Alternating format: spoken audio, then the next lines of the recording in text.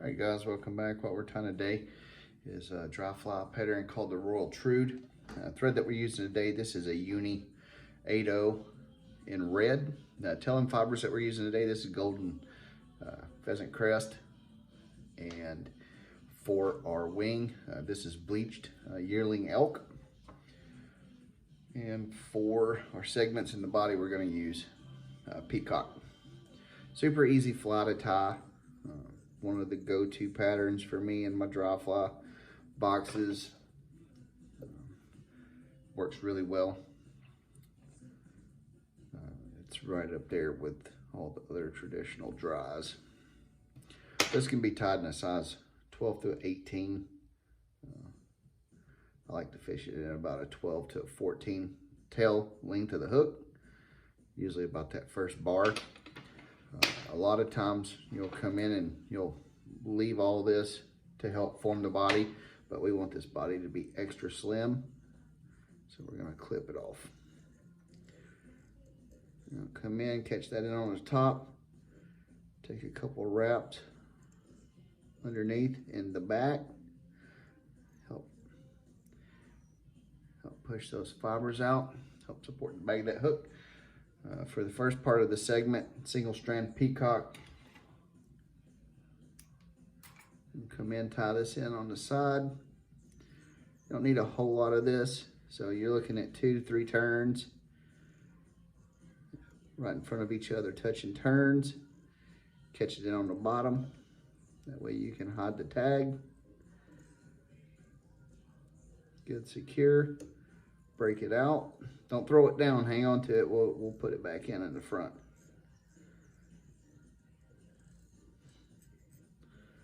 Now we're just going to put a little segment of red in here.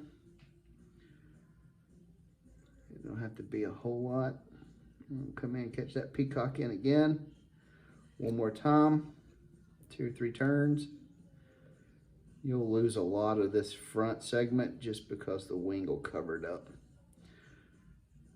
Of course, the bigger this is on your hook that you tie, you can use more than one piece of peacock. Come out with our wing here. Don't need a whole lot. That's actually kind of a lot. Let's get rid of some of that. Come in, measure.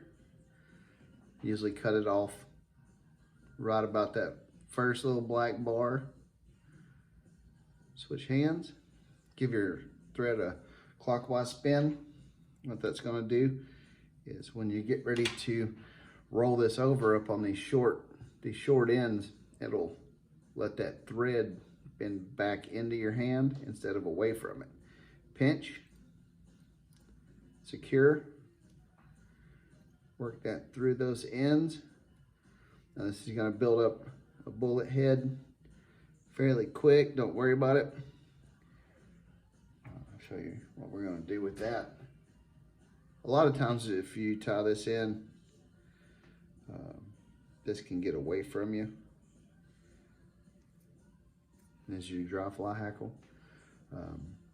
It'll try to jump in front of itself when you're not ready for it to. So if you'll leave your thread back here, it'll help control it coming down that wedge. Ooh. Don't rush, just take your time. The more you tie, the faster you'll get. It's not about speed, it's about repetition and consistency. You want to be able to tie the fly consistent every time. That way they're always the same. One full wrap